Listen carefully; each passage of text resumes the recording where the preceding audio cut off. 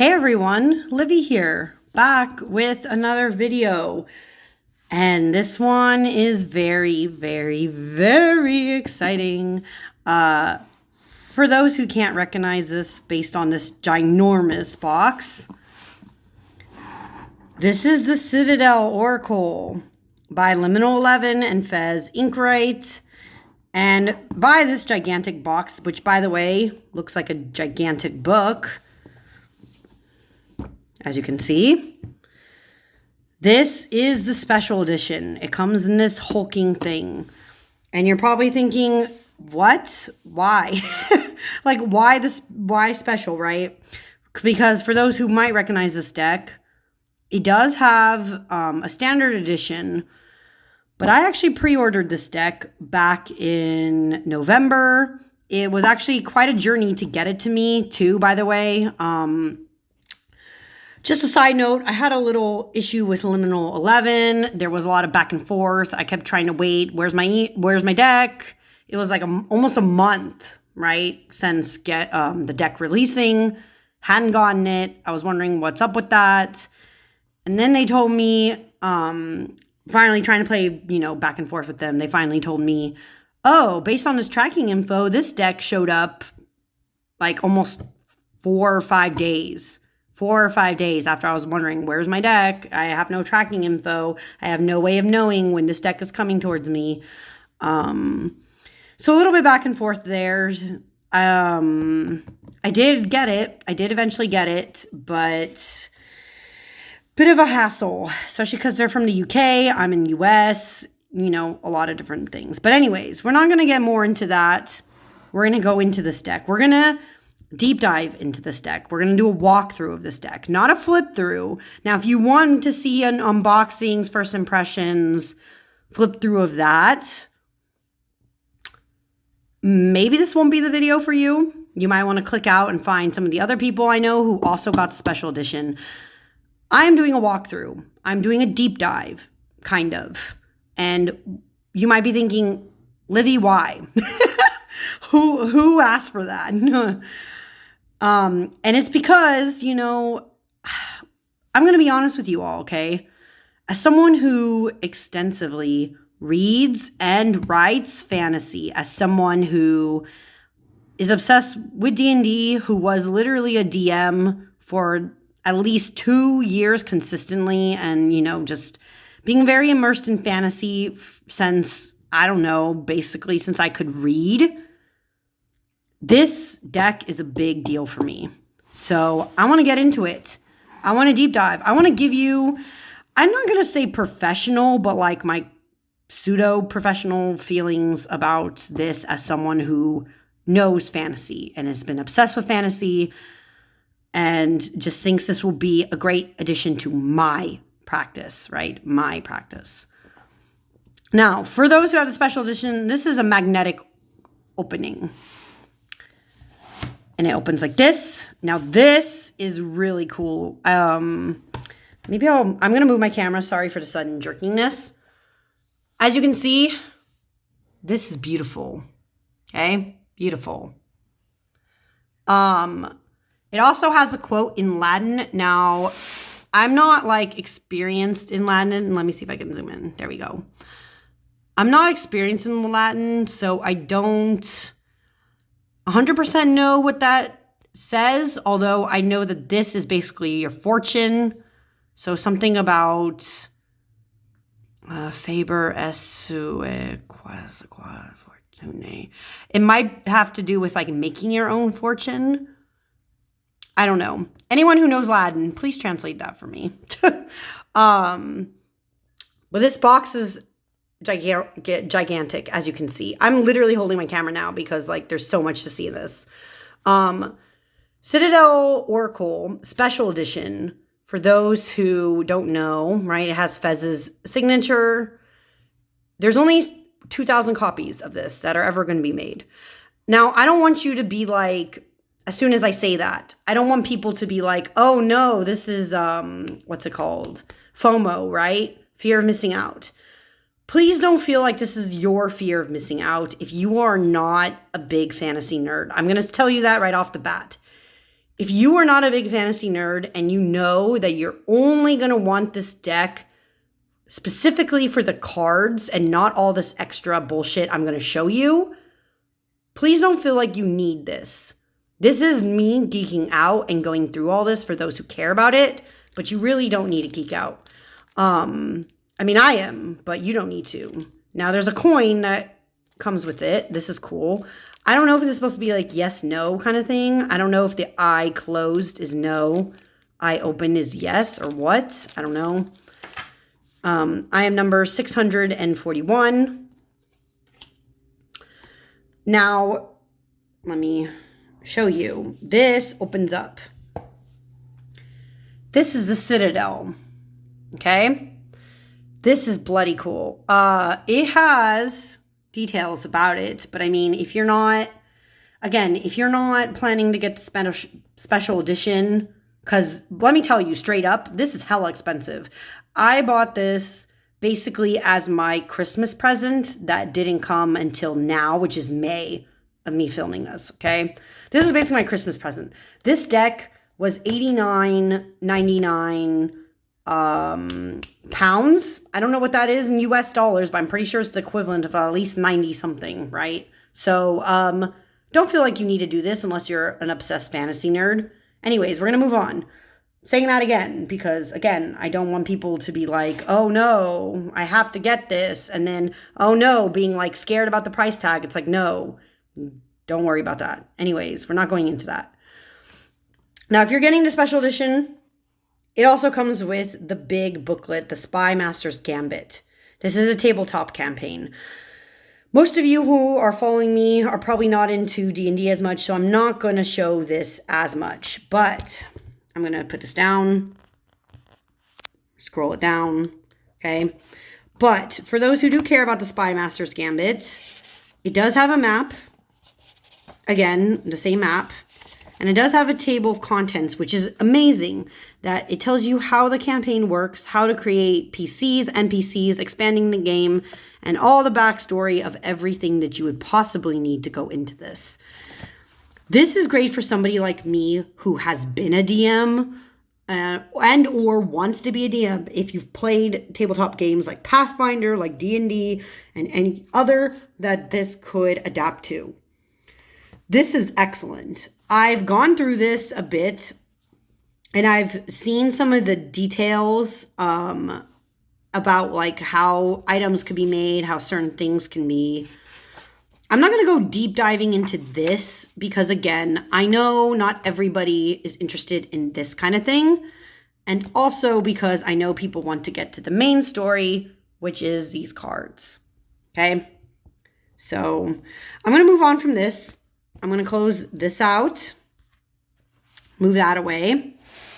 And I do want to move the box away because I'm going to show you the next bits one at a time. First, we're going to start, we're going to start first with the Citadel itself. This is the standard edition. Or not, well, I have the special edition, so never mind. The edges on this deck are going to be different than what people who will get the standard edition will get, okay? So my edges are going to be red. I believe that standard edition does not have red edges. Okay. And because this is special edition, it does not, oh, never mind, it does say. Even if it says, in the US, if this will freaking focus, no, okay. Well, I can tell you it says $29.99 US is what you could get for this, okay. And to zoom in again, sorry. My camera is like freaking out. Okay. In this deck is 60 card foiled Oracle deck with a guidebook plus bonus guide for use with tabletop games. And the Citadel is an Oracle deck based on fantasy archetypes, right? Archetype Oracle deck based on fantasy literature and tabletop gaming. Each reading with the Citadel will take you on a new journey through the Gleaming City, experiencing new places, new people, and most importantly, new lessons to learn. Are you ready to take the next step on your journey? Pick up your bags, open up the gates, and step inside. As somebody who writes fantasy, I'm really interested to see how they portray some of this. To do this also, I'm going to take out the second deck. Now, this next deck, I'm going to show this last, but this is the deck of emblems. This deck, as it currently stands, only comes with the special edition. So, yes, that's why it is more expensive, because this box not only does it include a tabletop game, it also includes 2 decks, not 1. Okay, I'm going to put the deck of emblems on the side. I'm going to go into that at the end. And I'm also going to move this big fancy box now. Okay, so you guys can get into the meat of it, which is the cards. The Citadel. I'm so excited to show you guys this. Okay, I'm trying to, get into focus. As typical Liminal 11 fashion, for those who have the Modern Witch Tarot, the White Newman, Cosmic Slumber, any of those, they have a magnetic box with this. And the same quote as before on the box is here. Something about fortune.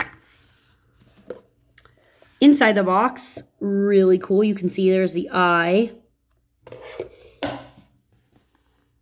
Has this going around it, which is so cool. I love Fez's artwork, by the way. Fez is also the creator of the Seed and Sickle Oracle, which I also have. Oh, and there we go. Okay, and inside this box, you can see there's also an image. Okay, moving bits out of the way. This deck, as you can see, is red-edged. Now, like I said, the standard edition of this deck, to my understanding, what I've heard is that it will not have red edges, but the special edition does. Other than that, the cards are exactly the same. Okay, I'm going to get in the cards in just a second, but I want to show you the booklet. This booklet is chunky. Okay, this is big. The Citadel instructional booklet. I also appreciate, by the way, that this booklet is not a hardback, because it means, as you can see, that there is plenty to write about each card. Okay, it's got a lot. Every single card has detail. The map of the Citadel, once again, is in here. They have a quick reading guide, a foreword, a word from the author, your journey through the Citadel, how the Citadel works, card meanings, gaming with it, so if you do tabletop, different spreads in the back, and complementing the tarot. What I want us to see is how some of these spreads work. Okay, so the spreads that I can see there's a few different ones. It looks like there's a variation on the court, the academy, the crowd, the troop, the Citadel, so it's a whole thing. And then there's a sword and shield spread that combines both the sword and the shield. So this has already, right off the bat, I can tell you, this deck is pretty awesome, because not only does it give you so many different options, this is an oracle, right? But this feels almost like its own system entirely, in a way that can be used like tarot, okay? This is just based on what I've been reading. When we get into the actual cards, what I do like is the quick reading guide tells you about the different suits. The court here is achievement and responsibility, and there's certain archetypes that they find go into the court. The academy is about development and growth, and these are different, again, archetypes, keywords with them. There's the crowd, which is the community, hard work, different archetypes that go into that. And then the troop, which is internal thoughts and identity, and also has archetypes related to that. There's the foreword. I'm not going to get in a whole lot to that. A word from the author. your journey through the Citadel, how it works, right? It tells you about the different courts. And then it jumps right into the card meanings. I'm very excited about this because, as you can see, even if I go to the first card, which you're going to see is the aspirant, okay? It gives you a beautiful full image of what the card is. It gives you a great detail about the card. It tells you the message of the card. And then get this. This can be reversed. That's amazing. Like I said, this works just like tarot because of that, right? You can have reversed meanings. And this is for every single card, by the way. As you can see, it does not discriminate between any of the cards. So all of them is it. There's also a note about gaming with the Citadel, which is something I will definitely be contemplating as someone who does tabletop stuff. It's been a while, but I would definitely use this, okay? So it gives you all those details in just this booklet. Fantastic, fantastic. I can tell you right away, this already is loads better than a lot of Liminal 11 booklets that I have personally had so far. But of course, we want to get into the cards of the Citadel. The backs are reversible because, again, right, the cards can be read reversible. The backs are amazing. The red edging is so cool. And then, of course, there's the cardstock. Big part, right? As you can see, the cardstock has gold foil, but I am very, very, very pleased and happy to tell you all that this cardstock is great. This cardstock feels amazing. It is not at all like the Citadel Oracle, which is something that I personally had a fear about. That would be that same cereal box texture. This is not. This feels smooth, but it's almost got a butteriness to me that's not, okay, I wouldn't say it's rose petal finish, but it's vaguely reminiscent of that. Vaguely. Like if rose petal finish had been like worn down very fine almost to where it just feels soft, this is what that feels like. The cardstock has a little bit of a twang, but I would say it's very sturdy. So if you're somebody who riffle shuffles, I'm not 100% sure how well it will riffle shuffle for you. I am not a riffle shuffler though, so it really does not matter to me.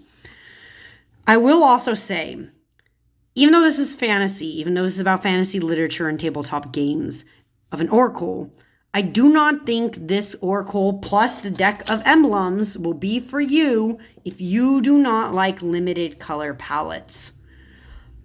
Me personally, I'm normally not somebody who does like that myself. But this is fantastic. The artwork is amazing. And the way that the colors are done is enough for me, personally, to see it as different. Not everybody is going to feel that way, though. Other thing I want to say, this is the aspirant, and this crown here is, this triangle in the center, full triangle, is telling us what it's the part of the court. Each one has a title. Each one has a keyword. This satisfies everybody, basically. There are people who just like titles on theirs. There are people who just like keywords. This has a bit of both, and it's not distracting. It's very much at the bottom, so it shouldn't get in people's way. And as you can see, it's all gold foiled. Very beautiful. Loving it. Impressed. So now I'm going to get into the cards. I'm going to, how do I want to do this in a way that you guys can see them all? I guess I'll just do it like this, yeah. But I'll move them this way, okay? So this is the aspirant. Ambition, diligence, setbacks. The assassin, ruthlessness and conviction. I would honestly I would have been disappointed if there wasn't an assassin card in here, to be honest. Because a lot of fantasy, as you guys probably know, has assassin not stereotypes, but like archetypes in there of somebody who's out to get everybody, right? Or is trying to kill a king, or trying to kill a nobleman, or kill anybody, right? If anybody was said an assassin, this is in fantasy. This makes sense to me. Oh, I feel like I want you guys to be able to see the cards, but I also wanted to flip them over. I feel like at the end it's going to be reversed. And you know what? That's fine because I'm going to shuffle the deck anyways to see how it shuffles. So this is fine. The Catalyst. Oh, it does have a bug, but 2 bees. But this is beautiful. The Catalyst says, radical changes taking control. It's interesting that it's showing this in a very alchemical way, but sometimes in fantasy, the catalyst isn't necessarily an item. The catalyst, of course, could be any part of the story in which something makes it go forward or go crazy out of control. This could be in many different scenarios, but this is perfect. The Diviner, divine timing, evaluation. Diviner could also be somebody, of course, who is like a prophet. I am curious. I don't remember because I have not seen walkthroughs of this, flip-throughs of this myself. I wanted to be surprised. I wanted to go through it and talk about everything myself. I would be curious to see, though, if there was a prophet that is different from a diviner. But they basically would do the same thing, right, in fantasy. Now, this is a very stereotypical image, but this is the Fate, accepting help, guidance. I'm trying to shine the light so you guys can see where all the gold foiling is. Very beautiful. This is such a beautiful see, I love the artwork of this deck, but I do kind of wish all of these were as detailed as this, personally. But that's just my opinion. But this is the Founder, Foundations, Community. The gold foiling is in the sun, in the city of the Citadel itself. Very beautiful. The Air.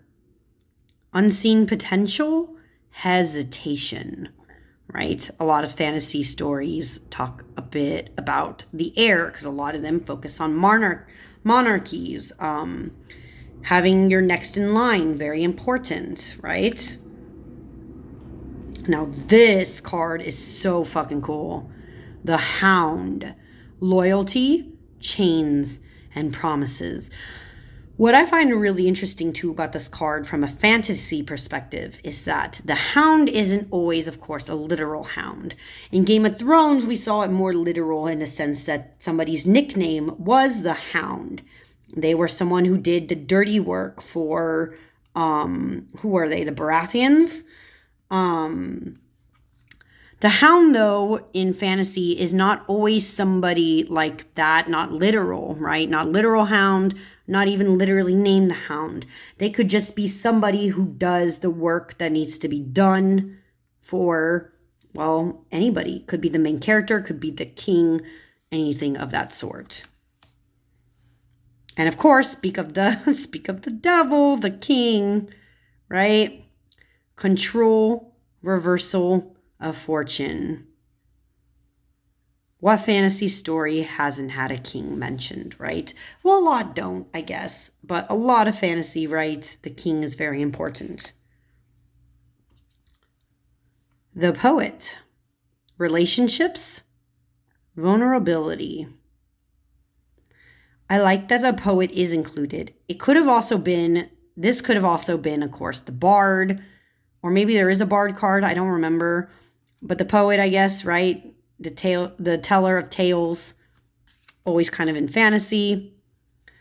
And then we have the Queen. Determination and sacrifice.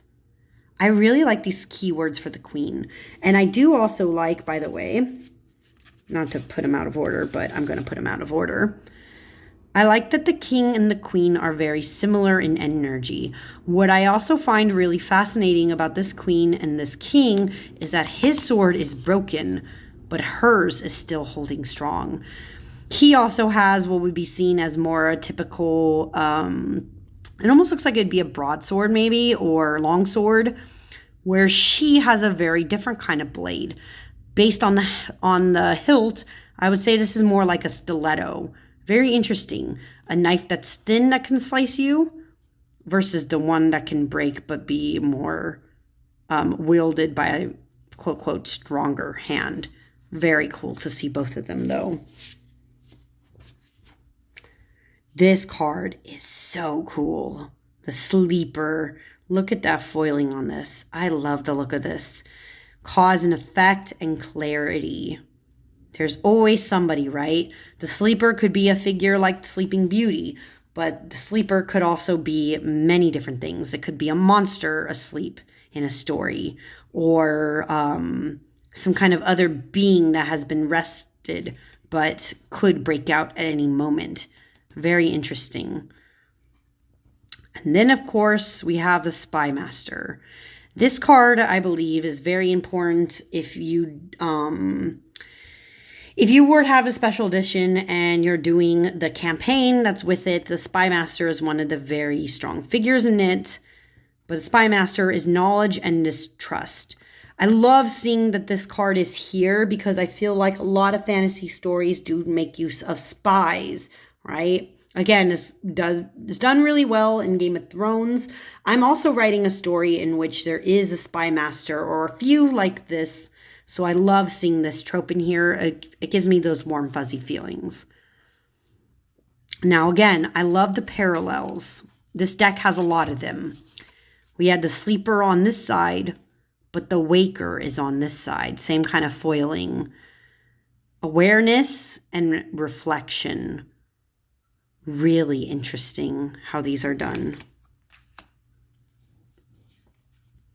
And of course, what fantasy story wouldn't have the Wise One going into tradition or order? The Wise One could be also many different figures. This could be like a Gandalf-like figure, or a town elder, or anything that the main character would have to rely on, right? The Wise One. Very beautiful. The Acolyte. New projects and learning. There's always someone who's at the start of something. Even the hero can be an acolyte, right? This is pretty cool. Now, this obviously is not in every fantasy story. Not every fantasy goes into alchemy, but the Alchemist is a very cool card that I find interesting that they added. It does great foiling, though. It says balance, invention, and destruction.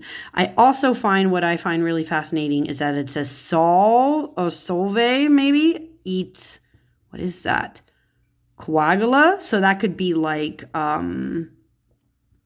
don't actually know. This sounds like coagulate, though, so it might be related to like congealing or solvent. Really interesting items too, like the crystal and the seashells and the acorns. Really interesting items for the Alchemist. And the Archer. You know what's interesting about Archers? It says biding your time and planning ahead, but there's a lot more fantasy stories that are making use of the Archer archetype, right? Big ones that come to mind, of course, we know like Legolas in Lord of the Rings, but even Katniss Everdeen, right? Not necessarily fantasy, that's more dystopian, but Archers are making a comeback, it would seem. Very cool, though. And the skill and precision, by the way, involved in it. Now, this is so cool. Interesting that the eye is back, the Waker's eye, right? But this is the Astronomer. Discovery, Augury. Really cool card. Again, this is not also in all fantasy stories, this archetype, but I do find it fascinating that they've included it for this deck. The Captain. Taking command, teamwork. Oop, I have two cards. I was like, wait a second, this feels very thick. The Captain. I find this actually a very interesting image for a captain, though. Taking command and teamwork, because it's like, it's showing some kind of bonding, becoming like binding, right? But it's happening in the darkness of night, even though there are candles to light the way. I wouldn't have thought of a captain with this imagery personally. I always think of the captain as your leader, right? I guess they light your way through the dark, but I don't know. I love the artwork. It's a very interesting take on the captain, but it's not something I would have thought would have gone with this card. The Cartographer, a crossroads and exploration. Once again, this is not always a fantasy image, but I mean, this shows up more in things related to piracy. More famously, you know, Shadow and Bone has Alina Starkov with being a cartographer at the start. Very interesting that this was included, but I do like the look of it. Now, this is obviously very more obvious. The Champion, achievement and downfall, right? You could have both sides to it. And what I find interesting about this imagery is that, once again, this is a very similar sword to the King. The sword is breaking. It's falling apart. The Champion also has dots on them. This could be decorative. This could be somebody who's going into battle, or it could be the blood that's on their hands. Very dark, but true. I also noticed that there is something binding them, right? This Champion is bound, and they also have the Waker's Eye. Lot to be said there. They could understand that being a champion of others and having to achieve is something that could keep you prisoner. Really interesting. But this archetype, of course, is very, very strong and prominent in fantasy, and there's many, of course, different champions. Really cool card. Now, this foiling is really cool, too. This is the Enchanter, Deception and Trickery. By the way, you can notice by the bottom that we are already in a different suit. But I do think this is pretty cool. Enchanter. And again, the Waker's Eye. Really interesting that this Waker's Eye is coming up. I'm going to have to look in the booklet to see. I didn't do deep diving into that to figure out. But it's interesting that it's popped up so many times. Now, this is the guide.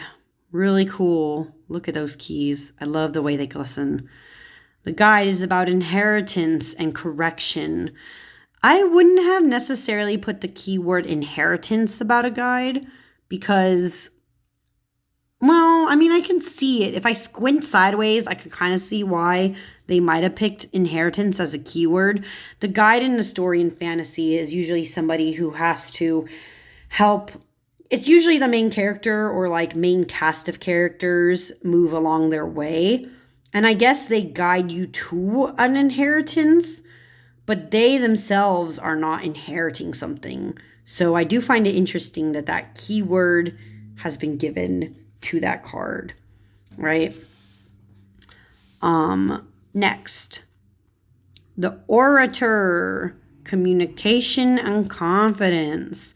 This is, I guess, the closest keyword to this would probably be also the Bard, right? Or similar. They could be a playwright. But again, this is not always something that's seen. Not all fantasy stories utilize this as much. So it's interesting, once again, that they've included it. And once again, the Waker's Eye is here. The Patron. Mentorship and finances. What I find interesting about this Patron, too, is that these things are stabbed into them. It could be a binding contract, right? If you have a patron, you have to be more invested in getting your shit together in fantasy. There's this trope, though, has been around quite a bit. Interesting and good that it's included, though. Now, this is really cool. Look at this. Oh, 2 cards are stuck together. The Priest. Perseverance. Faith. Priest figure is in a lot of fantasy stories, but not always. It's more in fantasy, of course, that has religion, but still, you know, good thing to have in a deck that's supposed to be fantasy themed, because that is a topic of this discussion that could come up. The scholar, investigation and research. A lot of fantasy stories are about scholarship or academia, especially dark academia if it's set in a fantasy setting, right? The scholar could be, a very big one. I'm glad that it's included. The sentinel.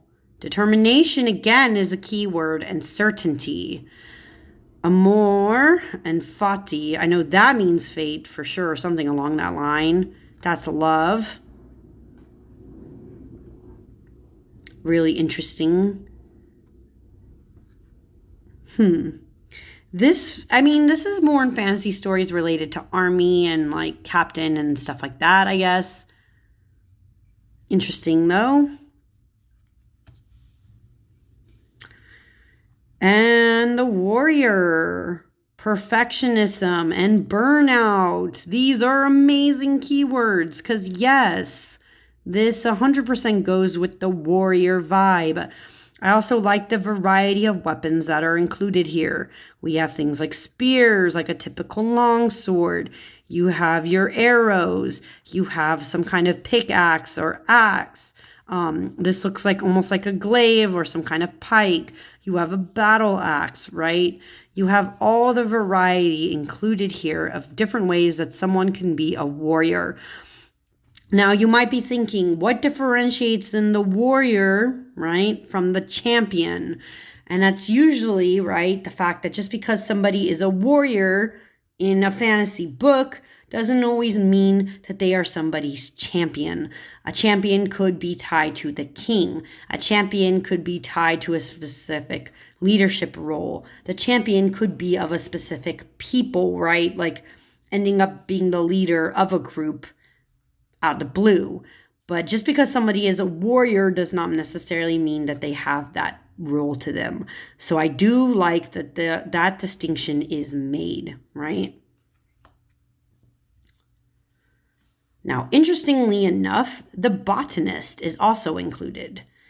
Once again, this is not as high prominent in a lot of fantasy literatures, in my opinion. There are some stories that go into botany and have like apothecaries and stuff like that in them. But this is not always one that you see as prominent. But I do like that it includes it and that the keywords with it are parenthood and legacy. Very interesting. I don't know why parenthood is necessarily tied to botany unless you think about the fact that, what is it called? Sometimes they call things with like animals and plants husbandry. So I guess that's kind of related to growing things and being the parent of those plants. But it's kind of a weird stretch. So I don't know if that keyword 100% works. Now this is really interesting of a card. Has a lot of negative space to show that this figure up here is really forgotten. The forgotten. I also find it interesting that the idea is they're slowly falling towards the open eye once again. This is missed opportunities and fear of failure.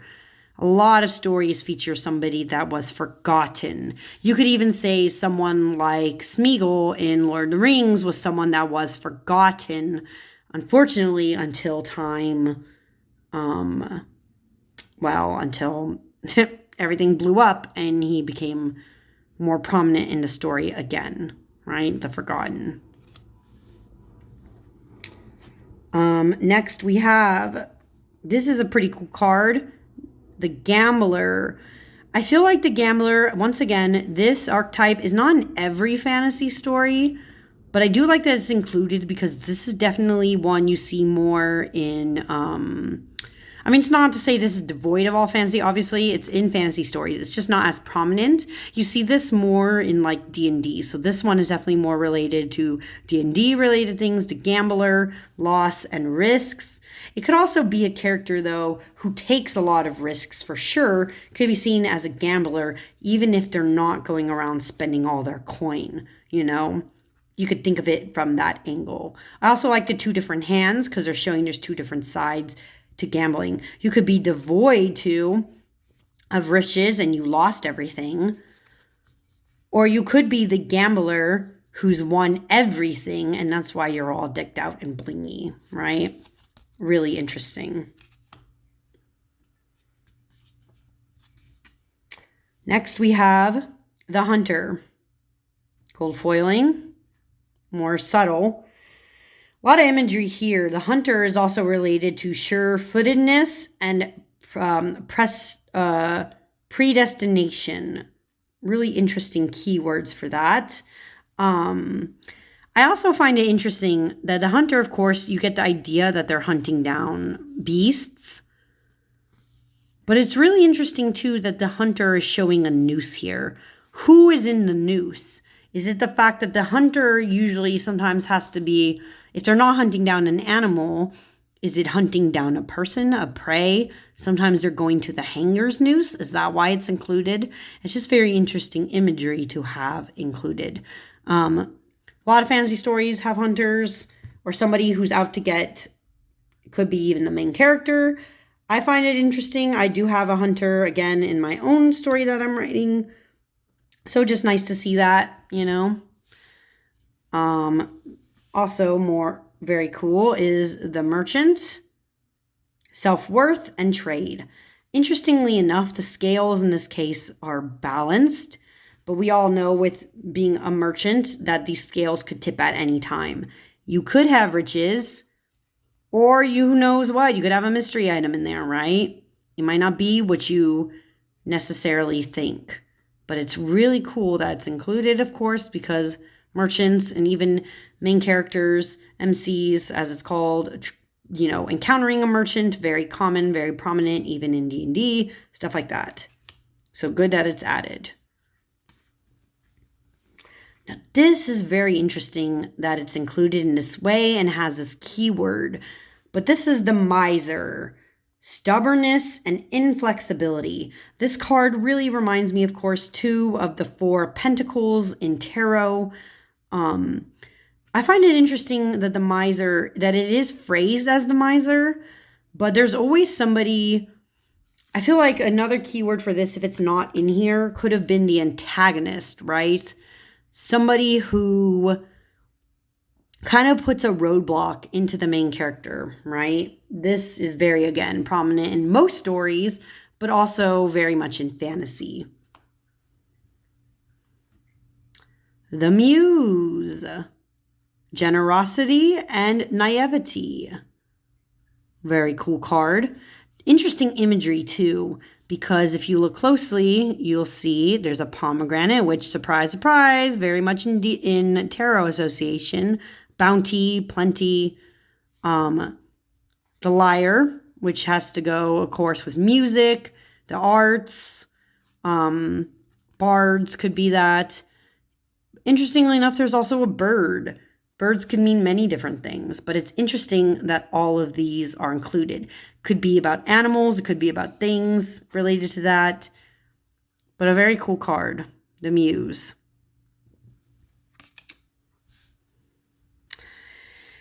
This is a very cool card, and I do like that this is included for fantasy because sometimes this, of course, is also the main character, the pathless, difficult decisions, lack of direction. Sometimes your main character is pathless.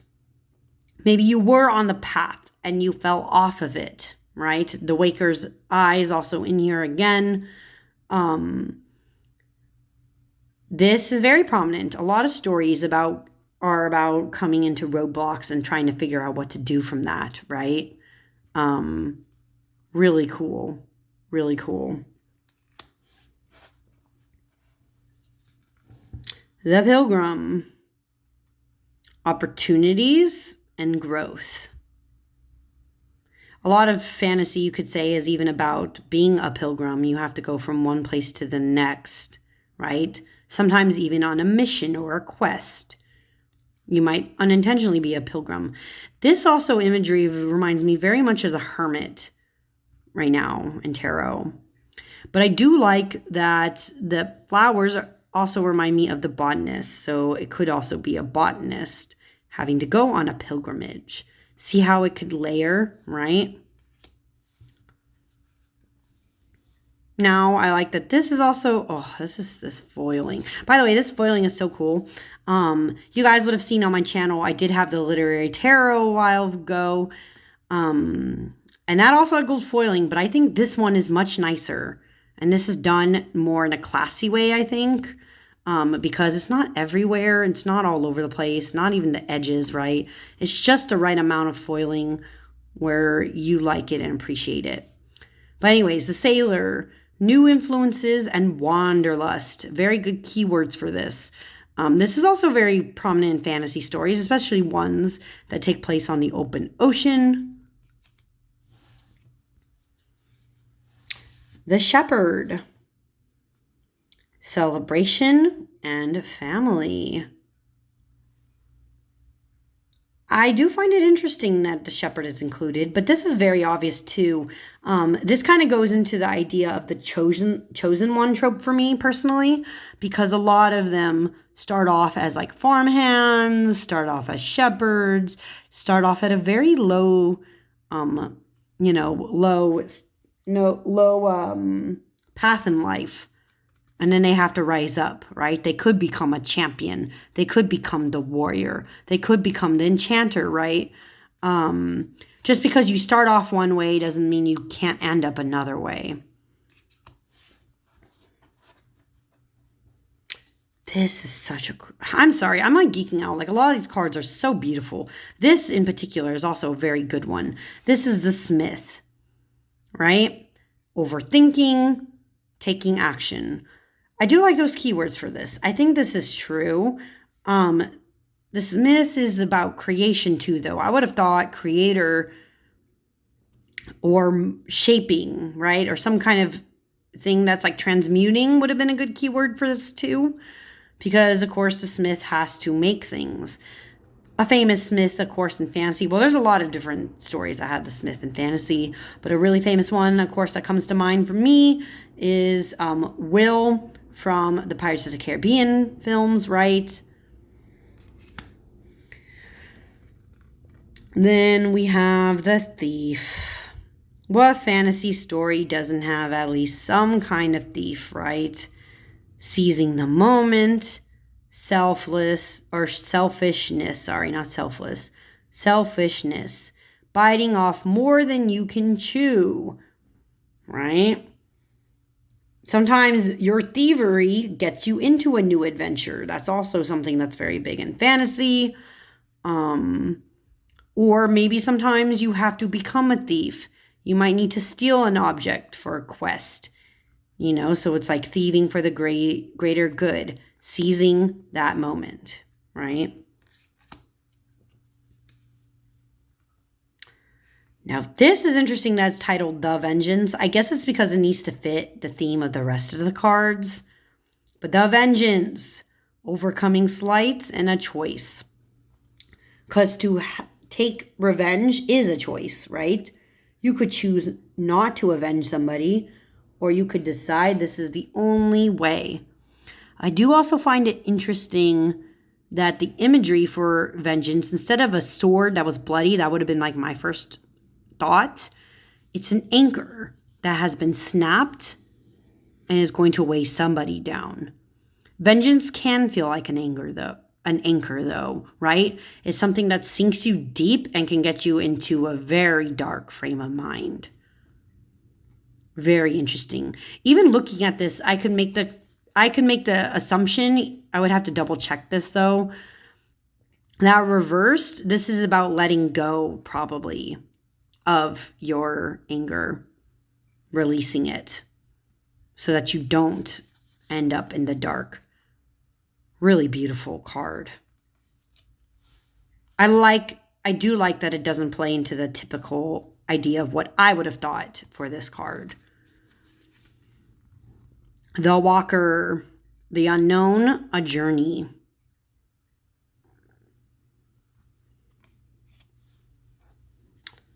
Now, this is basically every single fantasy story, I would say. The Adventurer, responsibility and expectations. Also very interesting imagery, right?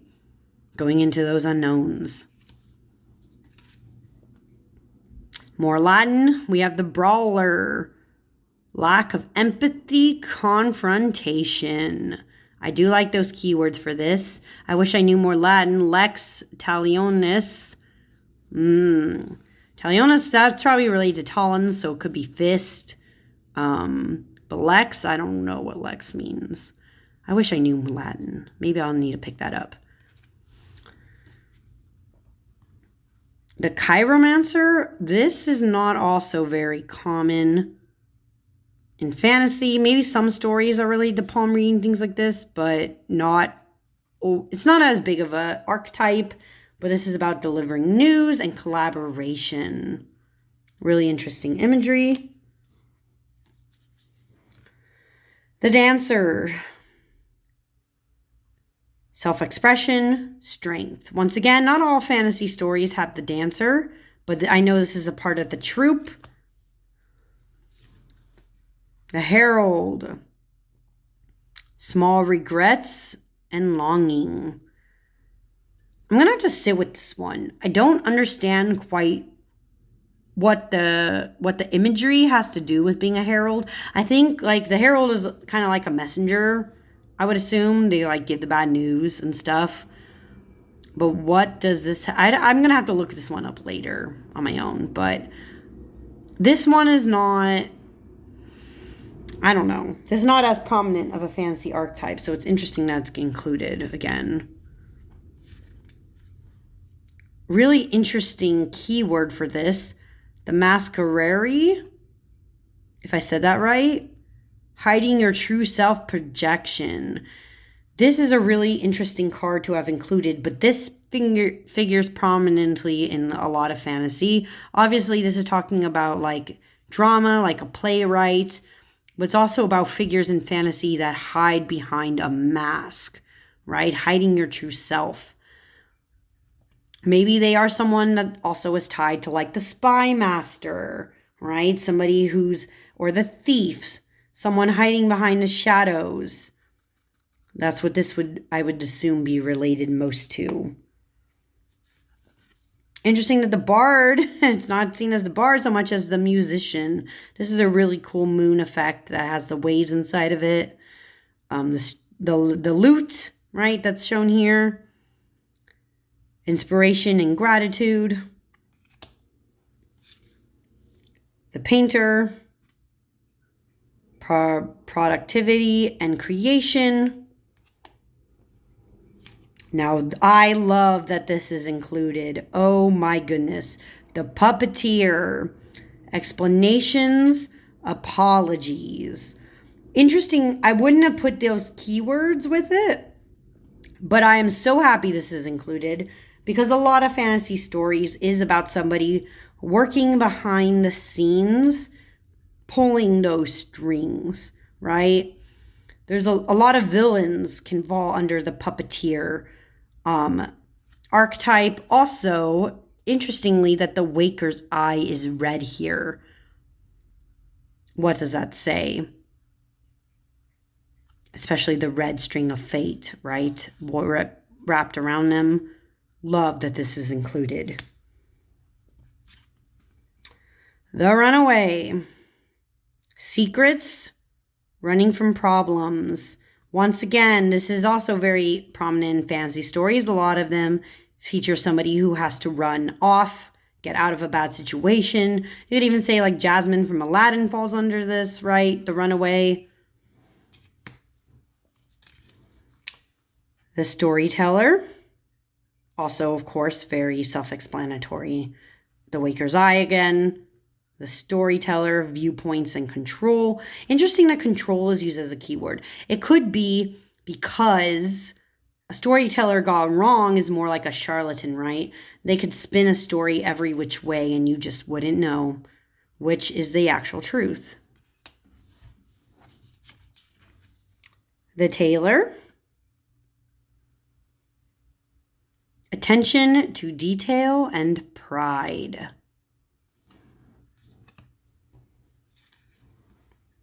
The twins. The eyes again. Self-protection. Dual natures.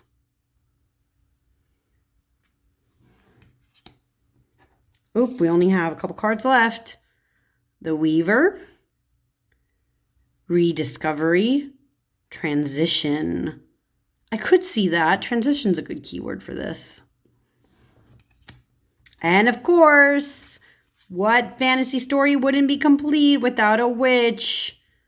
And this witch is keyword is experimentation and rebellion. Beautiful.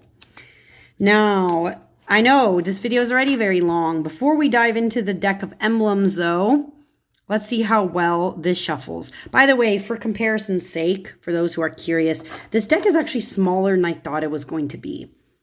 Size-wise, I have small hands. This fits pretty well in my hand.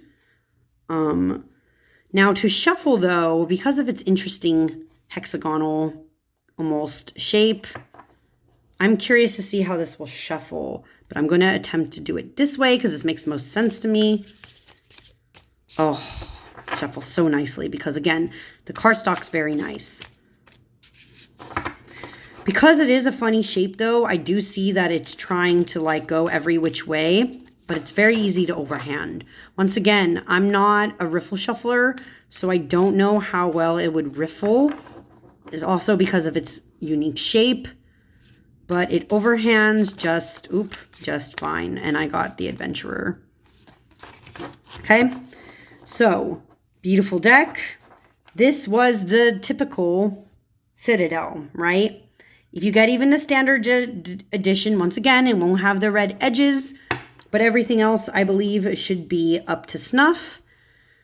If you love fantasy and you don't need what's coming next when I'm going to show the deck of emblems, I would say definitely pick out just the Citadel, right?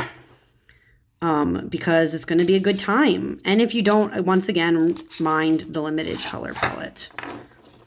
But I think it's done very classy and in a way that doesn't personally bother me. Now that we are done, though, with the Citadel, I'm going to push it up and move on to the next one in this video, which is the deck of emblems. Now, as you can see on this box, there is no information about the price of this because this is only coming in the special edition. Now, I say that for now because Liminal 11 does this thing where they like say something is just in one deck, but then like a couple years down the line, they might, you know, revamp or like add. So this could end up being its own deck one day, but for now it is not. It also has a magnetic closure.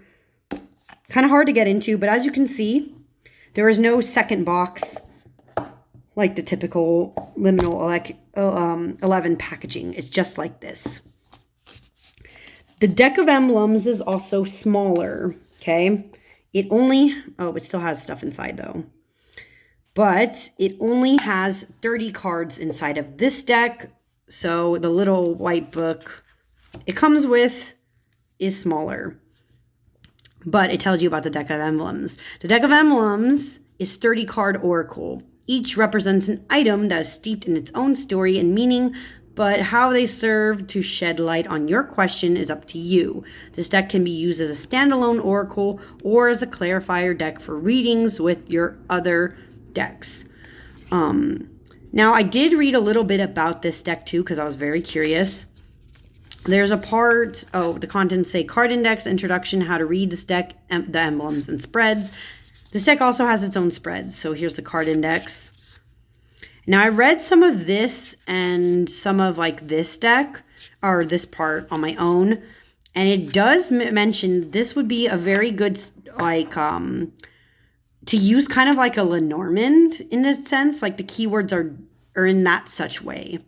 Whereas the Citadel is more about the actual fantasy archetypes that could be more related to tarot. This is more of like closer in line to Lenormand. But it does tell you about the different ways you can use these cards, reading them. And then it launches right in. Still has a pretty beefy amount for each card. So it gives you the keywords on it. Right? Still shows what it is. And gives you clarifier things and what it can be about. But I also want to show you that if you have this deck or I'm getting it, It does include spread. So the center spread is one of them. The compass spread is another. These are the backs, by the way, as you can see. Different backings. I like that it has different backings. And then there's the destination spread, right? There's like 5 cards. Even this one has its own spreads, and I love that. I love that it's giving you the option that you could just use this by itself if you would like. But let's get into these cards. The deck of emblems, as you can see, same quality of cardstock as a Citadel. Beautiful smoothness, a little bit thicker. Actually, yeah, same thickness. And instead of having red edges, this one has black. And it's a matte black, by the way. But let's get into the items on this one. This is probably, by the way, going to be my longest video to date, but I want to get into this for those who want to see these items. So these are used, as it's saying, it's used more like Lenormand. It's like very specific. And it also says this deck is more metaphorical.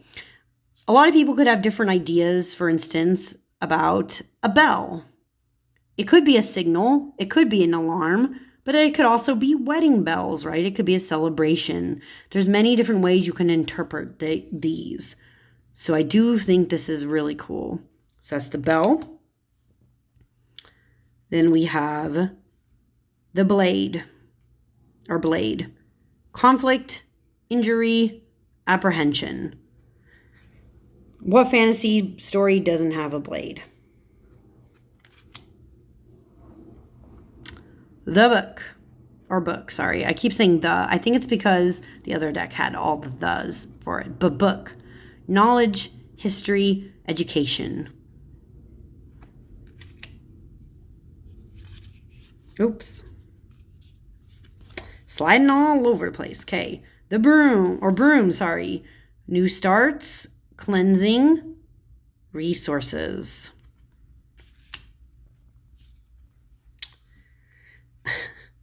Chalice, revelry, intoxication, generosity.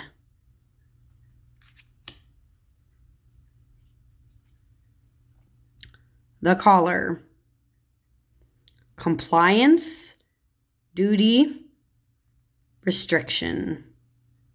A lot of interesting symbolism with this, because this could also be, it could be a literal collar, like this looks like some kind of beast. But the collar could also be a metaphorical one, right? Especially in fantasy.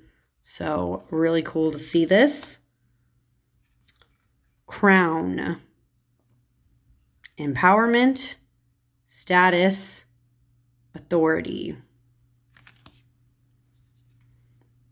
Doll. Childhood.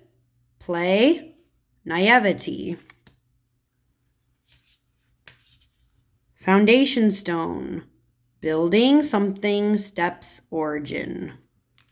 I'm going to go a little quicker with this because this video is already getting long. Gate, freedom, openness, opportunity. What I do find, I personally would have put a different thing with gate, because a gate can also be something negative. It could be something that you're keeping out of, right? You can be keeping someone out of the gates. But this one seems to have more positive connotations. Helm. Navigation, control, journey. Also notice that a lot of these can go with the other deck in the sense that the sailor could also go with having a helm, right? Helmet. Giving me very Achilles vibes with this helmet. Guardedness, isolation, self-protection. Key. The hidden, secrets, discovery. I think those are good keywords for this. Knot. Stability, security, resilience. I can also see a negative connotation with this though, but I'm curious. I don't think the guidebook would have had. Because it doesn't say that necessarily that these are reversible, so I'm wondering. This deck is not, I don't think, reversible, even though the backs, as you can see, do have a reverseness to them. Letter. News, resolution, communication. Locket. Commitment, loved ones, partnership. I like that. That works. This also reminds me of Anastasia, the movie from like the 90s, if anyone remembers that. Perfume. Vanity, deception, performativity. Cool. File. A vial. Mystery, strangeness, transformation. This could be a lot of different things, right? Could also be keeping a poison in there. Pomegranate, vitality, sensuality, bodily autonomy. This card feels the most like the Empress, kind of.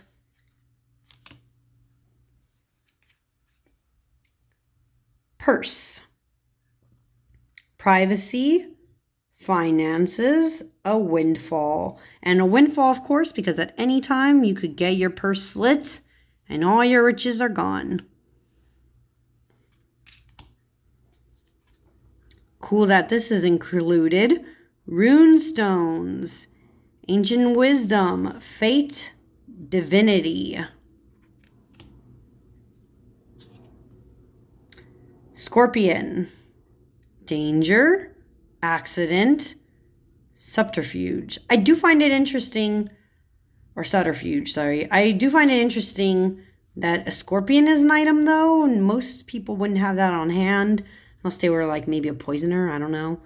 Interesting that it's included. Signpost. Indecision, multiplicity, crossroads. Songbird. Also, interesting addition. Objectification, yearning, feeling trapped. I could see that. I could see that for this. Because, like, why would you keep a bird? I have mixed feelings about people having birds as pets. So it does give you that mind of, like, why would you keep a bird in a cage, right? They should be flying. But it is what it is. People have what they have.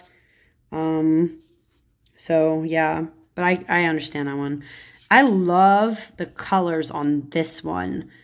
Stairs, hierarchy, movement, accessibility. This is also could be, you know, a metaphorical stair, right? Sometimes you have to climb on your journey, right? Tombstone, death, grief, legacy.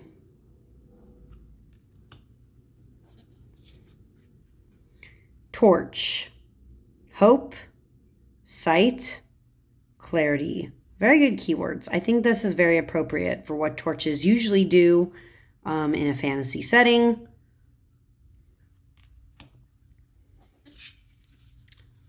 Vase, devastation, loss, recovery.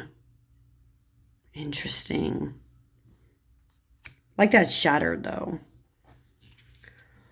Veil, the beyond, esoterica, subconscious. You know, the veil or veil of you know, beyond the gray halls or whatever it's called. Very interesting. And last one in the deck of emblems, victuals, sustenance, sharing, sustainability. Beautiful.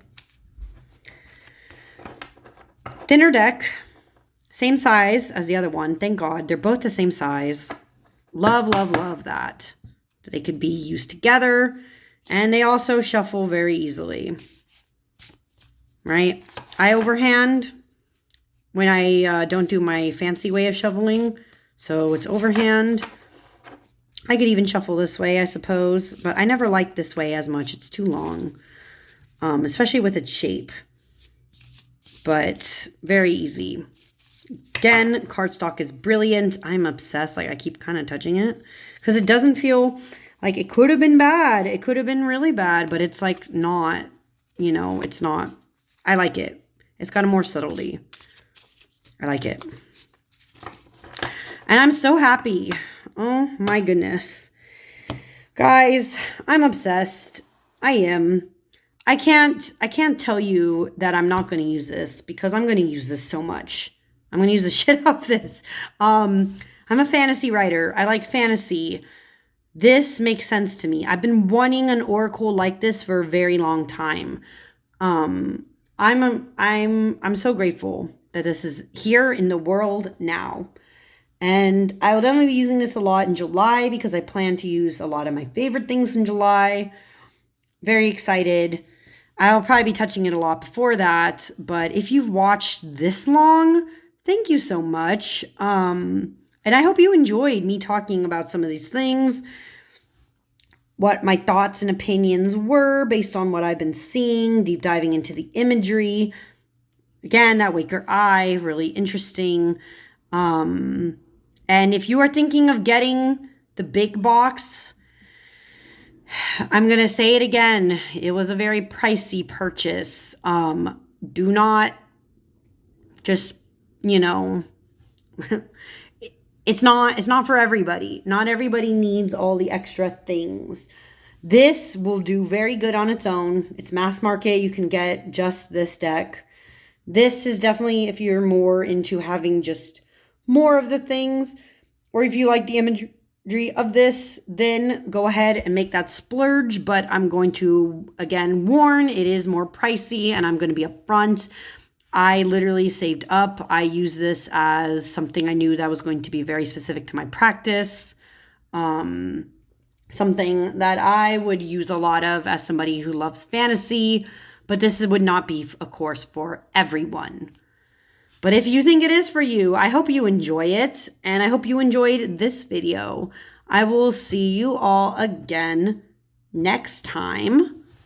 But for now, bye.